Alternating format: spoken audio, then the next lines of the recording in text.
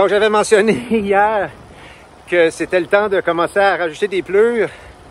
Ben aujourd'hui, c'est ça. Mais j'ai pas mis mes manches longues, j'aurais peut-être dû. Ça commence à être plus froid un peu. Donc, la saison avance. La température change, il va falloir s'adapter. Alors, on se revoit dans 15 secondes après l'intro pour une conversation à vélo. Je vais raconter un truc. On en rencontre de tous les genres. On apprend par nos erreurs, hein? Prendre une pause de 5 minutes.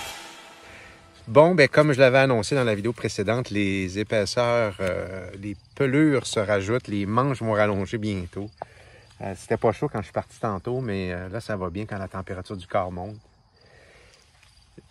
Avant d'entreprendre mon sujet d'aujourd'hui, juste vous dire qu'il y aura à la fin un bonus où est-ce que je parle de la relation d'amour entre un cycliste et son vélo, si ça vous tente de l'écouter.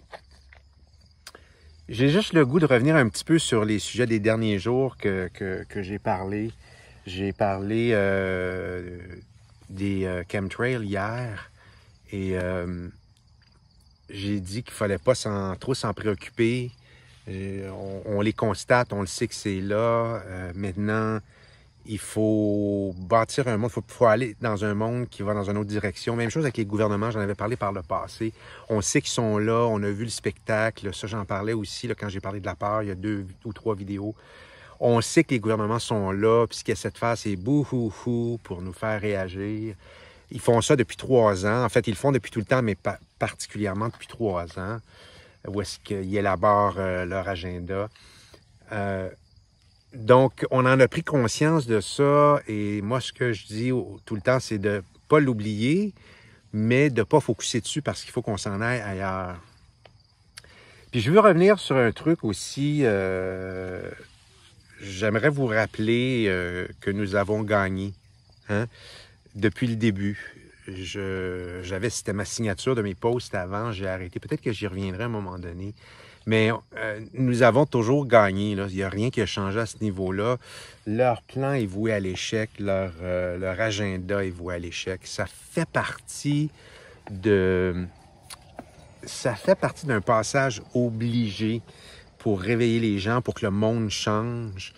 En ce moment, ce qui se passe, c'est que tout le cercle auquel on assiste depuis 3 ans, il est là, dans le plan divin, dans le grand plan maître.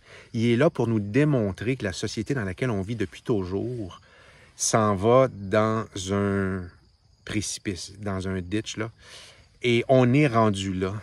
Et en ce moment, c'est la démonstration de ça. Nous sommes dans la démonstration du mauvais système dans lequel on vit d'une façon extrapolée. C'est excessivement mis sous la loupe, c'est grossi de façon même presque inconcevable que ce soit grossi autant que ça, puis que des gens encore soient prêts à courir, à aller se mettre en ligne pour chercher leur prochaine perforation où on traîne leur masque dans la poche au cas où ils entendent à la radio qu'il faut le remettre. Là. Vous comprenez ce que je veux dire? Les gens qui sont dans la grosse peur, qui ont mordu à ça. C'est la démonstration en ce moment auquel on assiste. On se rend compte jusqu'à quel point il y a des gens, génération après génération, qui sont tombés dans un mécanisme de survie. Plus de 50% des gens, on s'en rend compte, ils ne vivent pas. Ils sont partis d'un gros système auquel ils contribuent à ce système-là, à le maintenir en vie, ils en prennent part et ils en sont un maillon.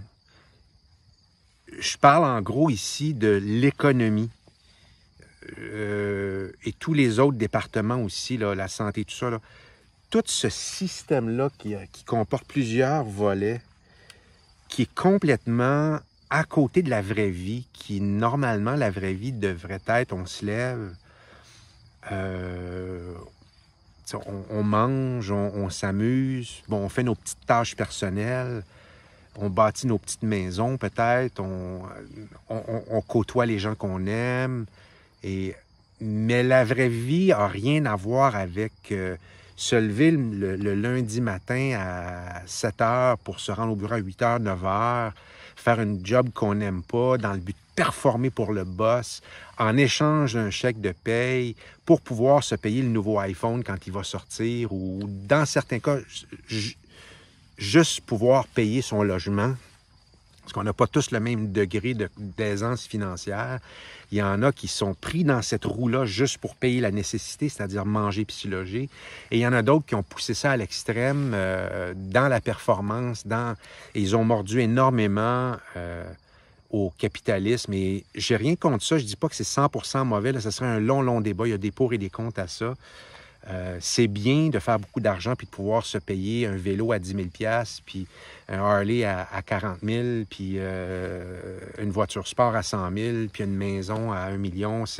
C'est tout bien, ça. C'est tout des belles affaires, des beaux bling-bling. Mais est-ce que c'est nécessaire? Définitivement pas.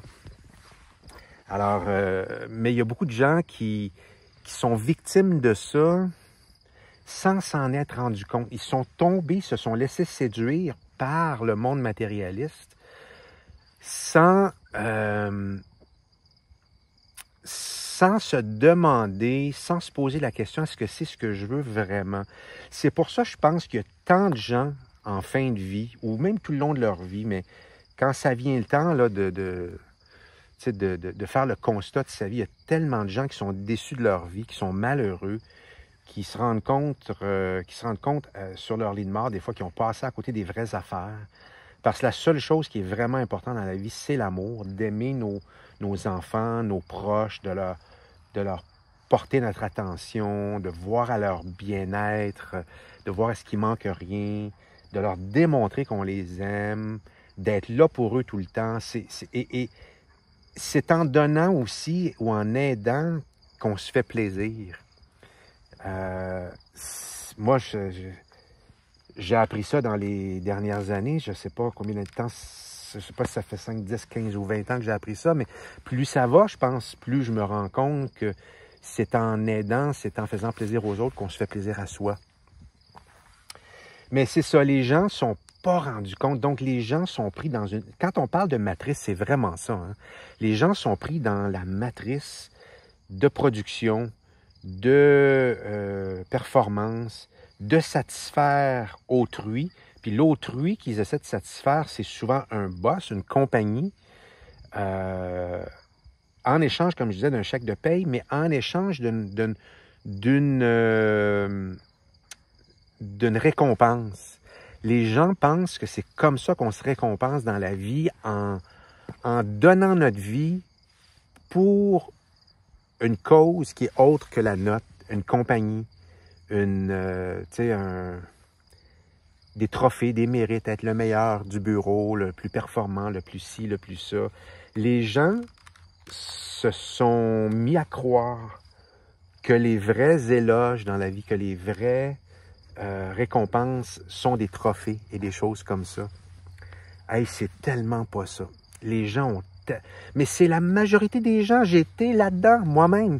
La majorité des gens sont comme ça. Alors que la vie, c'est pas ça. Mais souvent, moi, ça a été le cas, en tout cas, pour prendre conscience de ça, il faut qu'à un moment donné, ta roue, là, tu sais, ta machine bien huilée de performance au travail, puis tout ça, là, qui va bien, là, puis que tu sais, je vais prendre le mot adulé, il est peut-être trop fort, mais apprécié, on va dire, par la compagnie ou par tes confrères ou tout ça. Des fois, là, il faut là, que tu frappes un mur, il faut là, que ta roue, faut que tu pognes une crevaison, puis tu pognes le champ, puis une méchante débarque pour que toute ta roue, toute ton affaire s'arrête, bang! Que tu sois face au néant, face au vide, plus de mouvement du tout, pour te rendre compte qu'est-ce que je viens de faire les dernières années? Les dernières 5, 10, 20, 30, 40 ans? Mais c'est pas ça la vie. Il a fallu que je me pète la gueule pour me rendre compte que je courais après des fausses carottes, après des objectifs sans valeur réelle. Alors, c'est ça en ce moment qu'on vit. C'est carrément à ça que sert ce qui se passe en ce moment. C'est la démonstration du non-sens. Et moi, je trouve ça merveilleux. Je trouve ça merveilleux. C'est dommage de voir, mais c'est une constatation, c'est un portrait. Là, en ce moment, là, ceux qui sont capables d'imaginer, ceux qui sont comme moi, très créatifs, puis très artistiques, puis qui ont une vision là, très forte.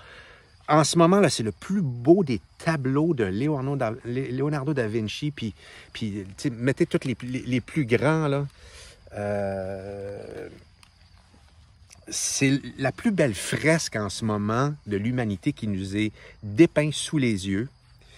Et c'est à la fois beau et dramatique. C'est vraiment le portrait en ce moment de la société erronée dans laquelle on est. Et de ça va en découler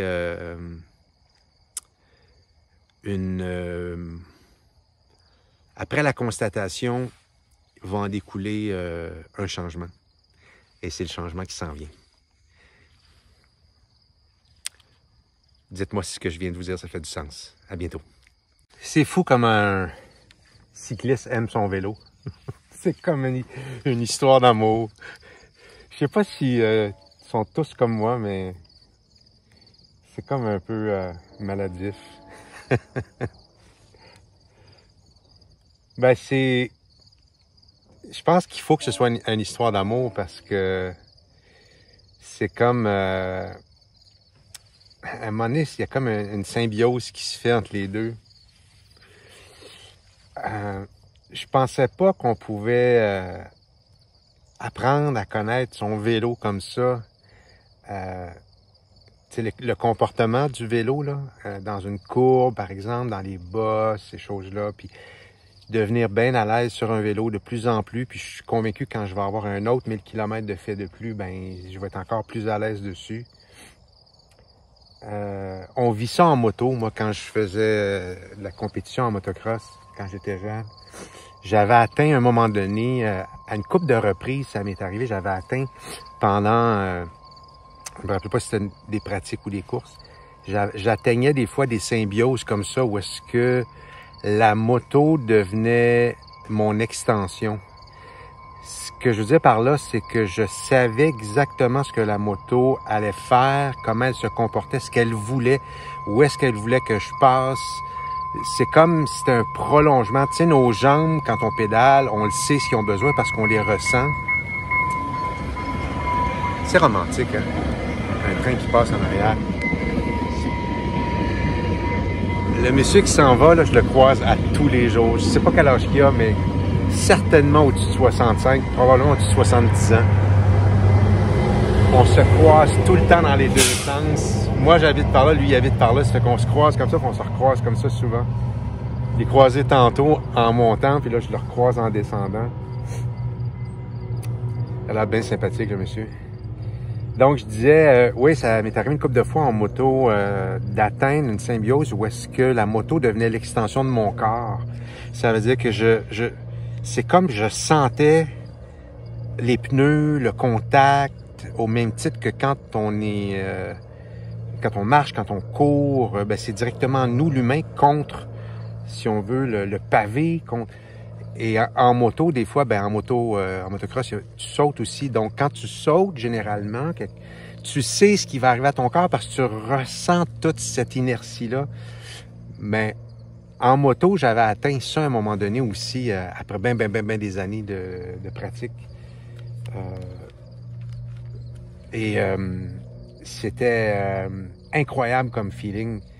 J'ai atteint ça à la fin de mon aventure en moto parce qu'après, j'ai dû cesser pour diverses raisons. Eh bien, bon, en vélo, je suis pas rendu là encore, mais je sens cette communion-là qui s'établit. Donc, je sens je sens mon vélo qui m'aide à atteindre ce que je veux atteindre.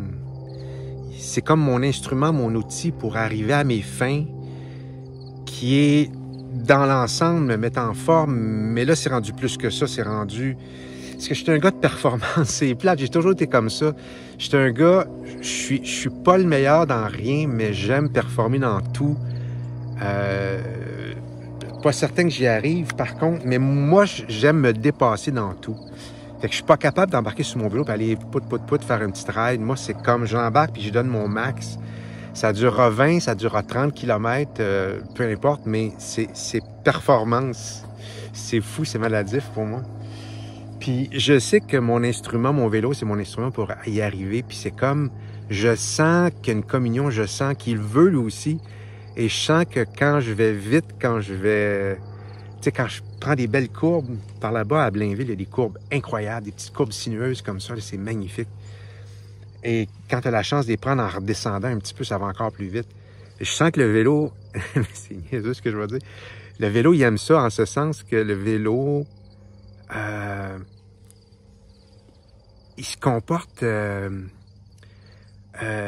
comment je pourrais dire ça, gracieusement. C'est comme, lui, il sait comment les prendre, mais il veut me montrer comment les prendre. Ça fait qu'à un moment donné, c'est comme il m'enseigne. Regarde, Sylvain, vas-y comme ça. Puis la prochaine fois, on va être encore meilleurs ensemble. Puis regarde, puis... Alors, c'est la petite histoire d'amour que j'ai avec mon vélo. Et j'imagine que je ne dois pas être le seul. Et c'est bien le fun, en tout cas. Donc, un drôle de sujet aujourd'hui. J'avais juste le goût de vous partager ça. Je ne sais pas si ça va faire objet d'une vidéo, mais peut-être que je le mettrai dans des extras à un moment donné. Je suis parti un peu plus tôt aujourd'hui, donc ça me permet de jaser de choses. Ça me donne trop de temps pour parler de choses inutiles, finalement.